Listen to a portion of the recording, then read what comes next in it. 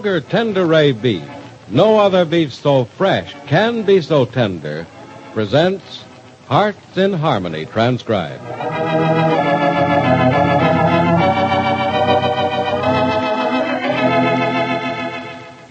For a long time now, you've been looking forward to the day when you can enjoy wonderful Kroger Tender Ray Beef again. And we certainly hope that soon you'll be able to get all you want of those famous, fresh, and tender Kroger Tender Ray beefsteaks and roasts. Yes, it may be that in the near future, your wish will come true. But Kroger Tender Ray beef will continue to remain scarce for the immediate present, because the top grades of grain-fattened cattle used for this exclusive Kroger feature are so hard to get. And right there is one of the reasons why Kroger Tender Ray beef is always so fresh-tasting, so tender, so juicy. You see, only the very top grades of grain-fattened cattle are used for Kroger Tender Ray beef.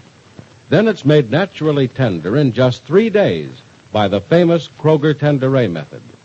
And it's always fresh, because through Kroger's own Tender Ray method, there's no need for wasteful aging or loss of savory juices. That's why no other beef so fresh can be so tender. But until the day rolls around when you can get Kroger Tender Ray beef once more, keep this thought in mind. The beef that you do get at your neighborhood Kroger store is the very best beef that's available on the market today.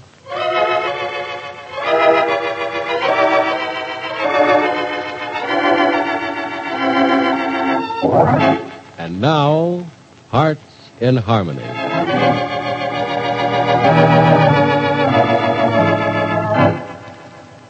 The man found unconscious behind the store that Freddie Lang and the New York gangster Bill Carver planned to rob is slowly regaining consciousness, and the police think the story he'll tell will send Freddie to prison.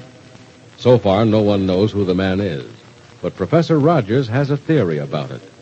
He's saying to Penny, "You say you saw Freddie with another man on River Street just before the robbery, Miss Gibbs. I think I saw him with another man, Professor. But Freddie says he wasn't with anyone. It's time you stop believing what Freddie tells you. When it's time, I will stop, Professor. Not before. Well, I know better than to try and talk you out of anything, so I won't. Let's just say he was with another man. All right, we'll say it. But, I won't believe it. Well, you don't have to if you don't want to, but if he was with another man, I know who that man was. Who? The man they found unconscious behind the store. What makes you think so? Well, it's just a hunch. But it's what the police believe, too, and I think they're right. So you think that Freddie and this man were going to rob the store together, hmm? It would explain a lot of things. Such as? Well, how Freddie's ring was found behind the store, and why this man was found unconscious, and why Freddie got away. I don't think it explains any of that. Oh, but it does. Freddie and this man started to enter the store. Someone surprised them, knocked out the man, and then chased after Freddie. But Freddie outran him. So, then this hero of your imagination just forgets all about what he's done, goes home to his wife and kiddies, and says he was delayed because he had to work late at the office. And, Professor, the whole idea is kind of silly.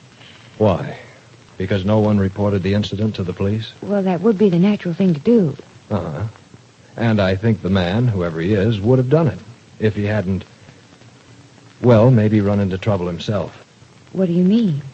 Well, I said Freddie got away because he outran his assailant. Maybe that's not so. Freddie came home early that morning. He certainly didn't act as if he'd had any trouble. No. As I was about to say, only this man who was found unconscious and the man who attacked Freddie and him had trouble. I think Freddie ran from this man for a while, then turned on him and, well... Well, what? One of two things. Threatened the man if he went to the police, or made sure the man couldn't go to the police. Oh, no, Professor, you don't mean that I mean just that, Miss Gibbs. Remember, I did a lot of police work before I resigned from the Bureau. I know what a man is capable of doing when he's cornered. Oh, no, I just can't believe that Freddie was cornered, Miss Gibbs. And he knew what would happen to him if he were caught. He has a suspended sentence hanging over his head as it is. Being caught robbing that store would have doubled his years in jail, maybe tripled them. Well, if what you think really did happen, Maybe Freddie did threaten this man, but I'm sure he didn't do more. Well, I'll tell you something then. The local police have sent out a statewide alarm for information on a missing person who might have wandered into this territory. Why are they doing that? Because they've checked in Rossville and no one's missing. So they think whoever caught Freddie and this man robbing the store might have been someone passing through. Someone who has since then failed to show up at his destination. Oh, no, I won't believe that. Well, I hope it's not true, too. But Captain Harlow told me this morning that scouts have been called together to search the woods, and the police are getting ready to drag the river for a body. Professor Rogers, Freddie might lie and cheat and threaten and even steal. But he wouldn't kill anybody. Not even to save himself. Freddie's not that kind. Miss Gibbs, your defense of Freddie is commendable. It's just too bad you're wasting it on someone who doesn't deserve it. Maybe I am being a fool, Professor Rogers, but I think I'll stick with my feelings about Freddie until the facts show me I shouldn't. He explained about the ring of his they found beside the unconscious man. He claims he lost it. That's an old one, Miss Gibbs. Look, you have a lot of faith in Freddie. He seems to be willing to talk to you. Would you like to go down and see him? Yes, I'd like to, but Captain Harlow asked me to stay away from him. He did? Why? I don't know why. He didn't say. But I have my suspicions. He probably thinks that Freddie and I are in this thing together. Now, that's nonsense if I ever heard it, Miss Gibbs. If anything, he's probably trying to protect you from Freddie's anger. Freddie undoubtedly believes you're responsible for his being in jail again. I think... Oh, excuse me. There's someone at the door. Oh, of course. Hello, Penny. Oh, Mother, come in, darling. Thank you, dear. Are you alone? No, Professor Rogers is here. Well, you remember him, don't you, Mother? I most certainly do. How are you this afternoon, Mrs. Billings? How do you imagine I am, Professor Rogers, when my daughter's in trouble with the police, all because of that nephew of yours? Well, I'm awfully sorry for all the trouble. Being sorry doesn't help, Professor. The best thing you can do is to get that boy out of Rossville. I realize that, You Mrs. should have Billings. realized Mother, it long please. before. What Freddie's done isn't the professor's fault. Oh, isn't it? He's allowed that boy to impose That's on not you. so. The professor's asked me many times to let him take Freddie somewhere else. I refused. Oh, so you knew the boy had caused trouble, Professor. No, Mrs. Billings. But I thought it was unfair for him to take up so much of your daughter's time and effort. You thought so, but you did nothing about it. Professor, I hold you as responsible for Penny's difficulties as that nephew of yours. Mother, please. I know I'm being terribly rude, Penny. I've no right to talk this way to a guest of yours and in your house. But it's for your own good. And for yours, too, Professor.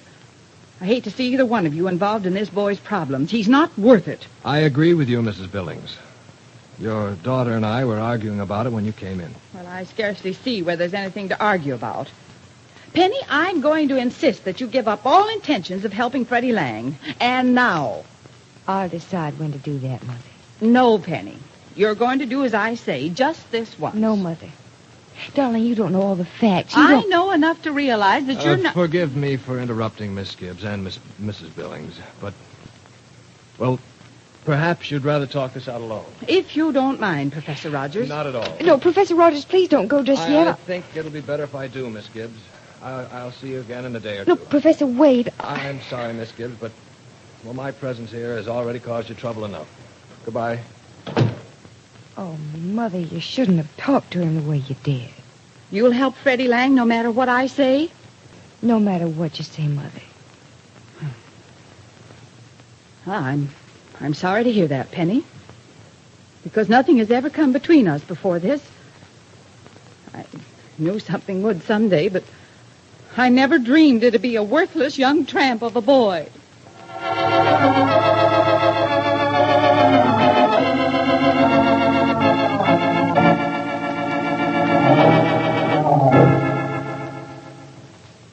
Jed, you've got to do something about Penny and that Freddie Lang. You've just got to. But, Grace, what can I do? Just tell her she has to forget about him, that's all. Oh, just as soon tell the child she's got to stop breathing. Now, let's not talk about it anymore. Well, I'll talk about it until you do something about it. But there's nothing I can do about it. And besides, I'm a little inclined to see Penny's viewpoint in regard to the boy. Why, you don't. You can't. But I do. I know the boy somewhat better than you do, Grace. Jed. Now, maybe he is a little different than the ordinary fella, but that's not his fault. It's the start he had. That's what's really against him. Well, I know all about his background and upbringing, and I'll excuse him for a lot of things. But I will not have him ruining Penny's life. He's not ruining her life. Oh, no? Then what do you call what happened to Penny the other day? She was almost in jail. I know, and I know she's in serious difficulty at the moment. But it'll all be straightened out, and we'll probably end up by being pretty proud of the child. For what? For being arrested? No, for having the vision to see that Freddie Lang is being falsely accused of any wrongdoing. You believe the boy is innocent? I do. I believe it because Penny believes it. Jed Billings, sometimes I think I married a fool. Oh, you do you? Well, now, maybe only a fool would marry a woman who's so narrow that Oh, so that's what you think of me, is it? No, wait a minute, Grace. You didn't mean it. Then why did you say it? Because I don't like being called a fool. I'm sorry, Grace. It's too late to be sorry. Oh, now, Grace, hold on a minute. Why? So you can tell me again that only a fool would marry me? No. Ah. All right. If that's the way you feel about it, maybe I am a fool. Hello. Jed, this is Penny. Oh, hello, child. Jed, what's wrong? Oh, your mother and I had a fight. Oh, darling, I'm sorry. About Freddie? Yeah. Well, we had a fight about him, too, I'm afraid. You know, I think maybe we both owe an apology. No, we don't. I still say the boy's all right, and he'll prove it to us, too. Well, if he intends to, he's starting to prove it in a strange way, Jed. Yeah? Why? Well, what do you mean? Professor Rogers just called me from the police station. Freddie's broken out of jail again.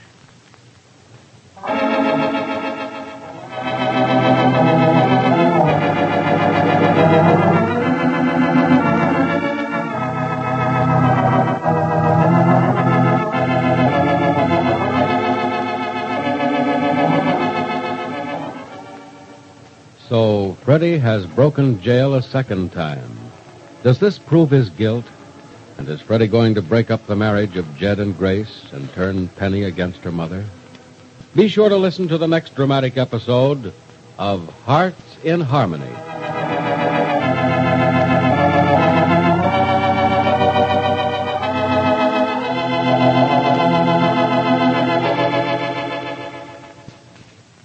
You know, wishes sometimes do have a way of coming true. And it's very possible that in the near future, you'll get your wish for the return of famous Kroger Tenderay beef. We hope that soon these wonderfully fresh and tender Kroger Tenderay beefsteaks and roasts will be plentiful. Until then, don't forget that Kroger will always bring you the very best beef on the market whenever it's available. And don't forget this either. Your Kroger store offers you a wonderful selection of fine meats, seafood with a rich ocean-fresh flavor, and real country-tasting poultry, and all at thrifty prices. So for the finest in foods, go to your neighborhood Kroger store.